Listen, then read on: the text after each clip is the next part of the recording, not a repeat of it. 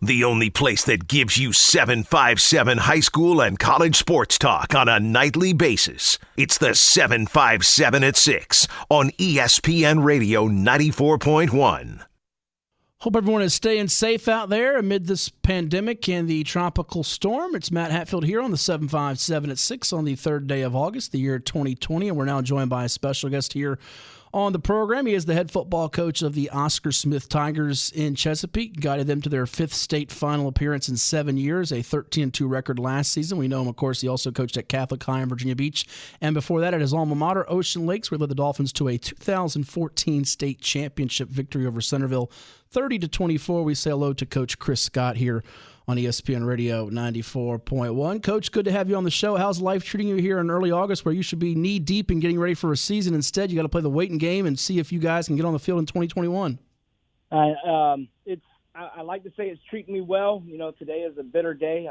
We should be out in the middle of our second practice, on the field. It's tough right now given the circumstances, but given what we're faced with, I think our guys have done a good job, and we're all trying to handle it the best way we can as everyone else is doing. I'm sure this is a tough one to throw your way, but I will. When you saw things happen with the world of sports at all levels, collegiate, high school, professional, and March unfold the way they did you think that this could linger all the way into August and impact you guys on the football level in high school? I think at first, because this is unprecedented, right? This is not anything that we've seen before. You kind of think, well, hopefully we'll have a fix by then. But with that said, that's what you hope for. But reality sinks in really quickly, and you start to realize, like, this is something that is impacting sports, as you said, from the major leagues and the professional levels all the way down. And this is something that, I hate to say the new normal, but is what we're kind of getting accustomed to with some of the postponements and Zoom meetings and Zoom workouts and all of that. So it is very tough. I didn't anticipate it being as such because I don't think any of us planned for that. But as you start to see things unravel and unfold, realistically, you start to understand, like, what is our current situation. Sure. And this time last week, the Virginia High School League Executive Committee voted 34-1-0 to move forward with Model 3. They had 3 different models that were proposed, and that was the condensed interscholastic plan that they chose, with the winter season beginning in December, going through the middle of February, and then you guys in fall sports, which includes football, going from February 15th through May the 1st, the first contest date being March the 1st. And if you do the math and the calendar, we know that won't be an entire 15-week season, if you will. Before I get your take on that model that they went with, what was the reaction to the news last week from your coaches and your players? Well, I think that, we kind of were anticipating and hoping for another sign of hope. So with that said, I think that last week's announcement was it gave us all hope. We kind of already knew that the season was going to continue to be pushed back with obviously conditioning and so forth. So, it's a tough position to be in with the VHSL and any leadership position when you're dealing with sports, you're dealing with, public education. It's very tough. And some of the decisions have to be made that may seem unpopular. I guess we can all sit back and be the kind of Monday day quarterback, I guess, and say, hey, well, we should have done this and we should do this, or, and come up with ideas in hindsight. But right now I feel like they're doing the best they can to keep our athletes safe. And as coaches, we're trying to do the best we can. And our players are devastated. I mean, that's needless to say, they're devastated. Our players are. We want to be able to play. We want to be out there right now getting through our workouts with our helmets on, knowing that shoulder pads are right around the corner, and then full gear is. But that's not the situation we're in right now, and we got to kind of obviously adjust and call some audibles, if you will, on what our approach is to the season. Now, you've done plenty of those over the years and done really well with them. Chris Scott, head football coach of the Oscar Smith Tigers, chatting with us here on the 757 at 6 on ESPN Radio 94.1. Returns a lot of key pieces from last season's team that went 13-2 in his first year at the helm and reached the state championship game, and we'll dive into that here in a bit. But your take on the plan, and I mean the pros and the cons. I'm sure part of the pros is it gives you hope, like you said, but what do you like about it? What are you not so crazy about with what they have laid out in front of you guys? Well, I think it gives everybody time. And I think that's the biggest thing that everybody doesn't want right now. Again, my wife posted something like she should be making peanut butter and jelly sandwiches. My daughter's probably relieved she's not making, 200 or in the next 2 weeks, probably about 1,500 sandwiches. But Right. that's been our norm, for the last 17 years. And now to have something like this going that occurs, we're all displaced on every level. And, our players are, our parents are, and collegiantly they are as well. I mean, you have me on here as a high school representative, but collegiately that we just don't know what to expect, and it's very tough. But I think that as we continue to work forward, I think the VHSL is making some plans and guidelines that is meant to be in place. It's kind of tough. I think there's some pros and cons. Again, getting back to moving some of the indoor, if you will, indoor sports up front. But then again, we don't want to see basketball cut short. I mean, we had some great state championship teams that all were awarded, and a lot locally, right? Yeah. A lot to cheer about. And some of them feel like they didn't get that final game. And we want to make sure that they get that final game. And I want to make sure I can be at that final game, cheering our guys on and so forth. But it's tough right now. I think that, again, shortened season seems the most fair to try to give every sport, every athlete the opportunity. Right before that decision was made, soccer was not considered, in the same tier as football and other sports. And soccer was moved up. And they said just soccer alone, 28,000 athletes could be impacted by that decision. So I think that that puts something in perspective in regards to, that's just one sport. And obviously you have a little bit more, on the team and in regards to having 11 on the field at one time. And obviously football is a little bit larger, but track teams can be just as large as a football team when you start to break that all down. And I think, again, we have to make sure our young men, our young ladies are safe and that they're able to go home and keep their families safe. And I think that is probably a really big part of this entire situation. Oh, for sure. And you mentioned soccer being now categorized by the NCAA and the Virginia High School League as a high-risk sport. And you touched on it, Coach. I mean, you've had a number of guys go on to the NFL, Justin Hunter, Eli Harold, Shamarko Thomas. How cool was it to see your man Derek Nottie, in fact, get a Super Bowl ring this year? That had to be pretty sweet. Oh, man. Just unbelievable. So happy for him. You talk about a young man that, oh, man, he just he does it on every level. I was just watching a pump-up video from the Honey Badger over the, when he was ranked for the top NFL, and you see him giving that speech, and Derek Nottie is right there in the huddle, right front and center, and he's front and center on a lot of things. Obviously you can see how he responded after the championship and the way that he's, impacts the community. And those are the things that just make you really feel like you are a part of someone special that's gone on to do very special things. And, that's what's rewarding about being a coach.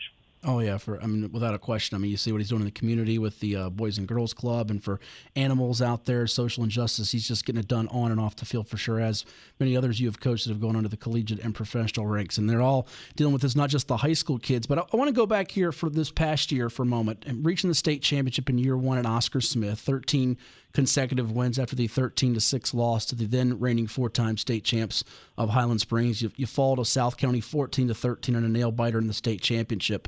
Looking back, how'd you grade out the season from your perspective, and what'd you learn in the 1 year of being in that well-known Oscar Smith football program?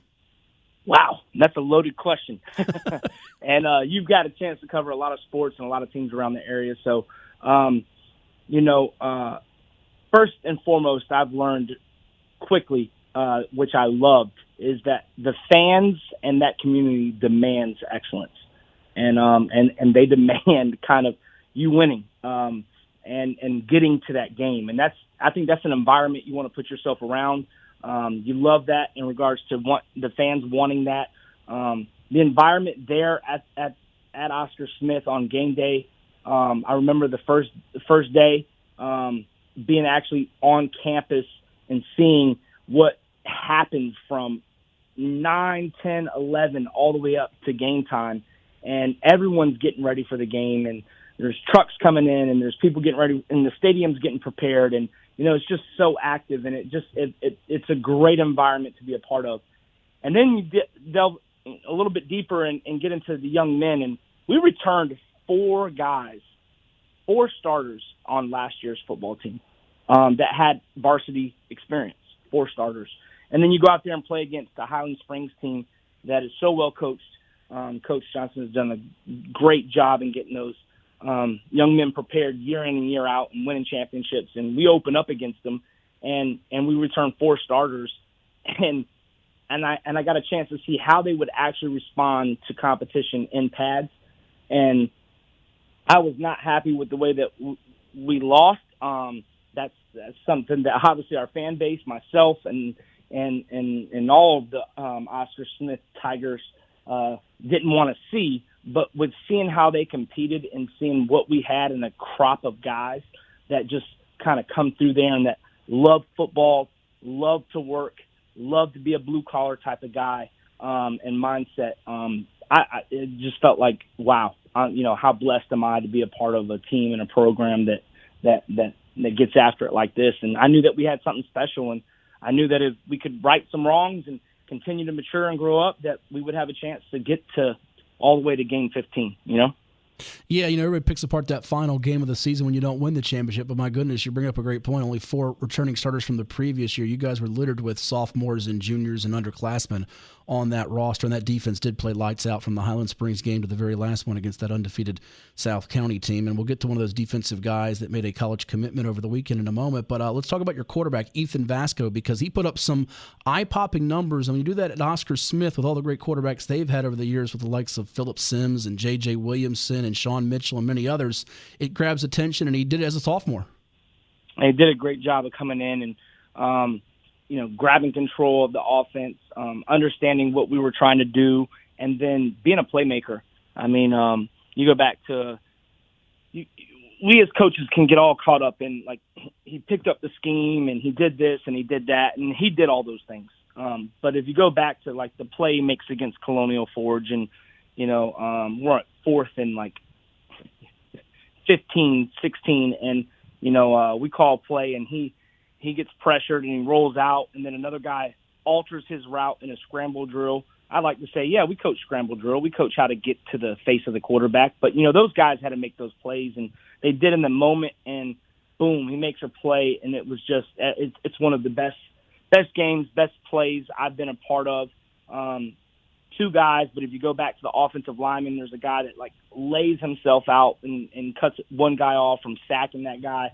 But Ethan makes a great play and throws it on the run, and Amante catches it and takes us in. And it's like that was the story of our season in regards to just young men stepping up with not having, all those returning starters, only 4, but young men just stepping up each and every game. And again, it taught me a lot about the community. It taught me a lot about those young men. And Ethan did a great job of leading us at the quarterback position. And, I mean, how excited am I to know that, hopefully we'll have 2 more seasons to get a chance to underway and let him make some more of those tremendous plays. 5th time in 7 years that Oscar Smith eliminated Colonial Forge from the playoffs, in often heartbreaking fashion for Colonial Forge. Oscar Smith looking to make a run back in the playoffs deep again. We're talking with the coach of the Tigers. A few more minutes with him, Chris Scott, here on ESPN Radio 94.1. It is the 757 at 6. I'll get to your defensive stud in a second. They just made the commitment. But another guy you coached at quarterback prior to coming to Oscar Smith when you were at Catholic High School, Colt Minson in Virginia Beach, just announced his commitment to Charlotte, also reclassing up to 2020, which, if I'm not mistaken, was his original class. Happy for him?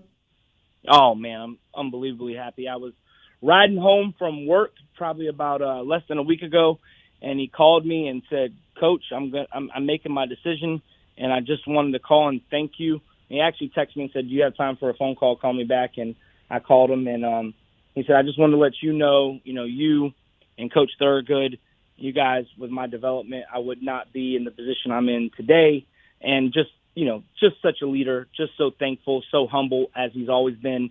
And, I couldn't be more proud of him in regards to the way he works. I told him his superpower has always been his work ethic. and he has a great one. And you just love to see when guys work as hard as he does, and then they end up achieving that next step in their journey that's going to of their dream that they want. And I think he's going to do a great job of making the most of his opportunity that he gets at the next level. Well, it's also a testament not only to the athletic skills, but the academic prowess, if you will, that a guy like him can move up, as well as Tony Grimes from Princess Anne, who's already signed here with North Carolina. People look at those decisions, and you got to have the grades to get it done, and he certainly does that in addition to the football work. A young man for you, strong safety outside linebacker Maurice Freeman announced his pledge to Indiana to play his college football in the Big Ten, and he's previously indicated he would not play in the fall. He would not play in the spring, would rather want to play in the fall. But the Hoosiers get him, and we're seeing several kids like Maurice, Coach, Malik Newton potentially, Miles Alston, Trevion Stevenson, Trey Henderson up at Howell. The names go on and on. As a coach, tell us about the commitment first off to Indiana, what you think, and then how do you handle this predicament, if we want to even call it that, not knowing whether you're going to have some of your better guys if the season does get played in the early part of 2021? Yeah, I think that Maurice is hands down. You mentioned some guys I've had a chance to coach, and as you get older and older, you start to realize, man, you can't just keep saying like this guy is the fastest or the most explosive or the best, because you get blessed to be able to coach so many of them. But I would definitely have to put Maurice up there as one of the most physical football players I've had a chance to coach. He closes ground. And as I heard a coach from LSU a number of years ago say at a coach's clinic, this guy comes with bad intentions. And as a defender and defensive guy, you love a guy that closes on the ball and then obviously wraps up and tackles as powerful as he does. And he's a guy that does that. And I think he's going to have a great chance. His skill set at the next level allows him to rush the quarterback, allows him to drop back, allows him to possibly play a little bit in that mid-level linebacker range, and then maybe even, as a safety in the curl flat area. So I think the sky's the limit for him.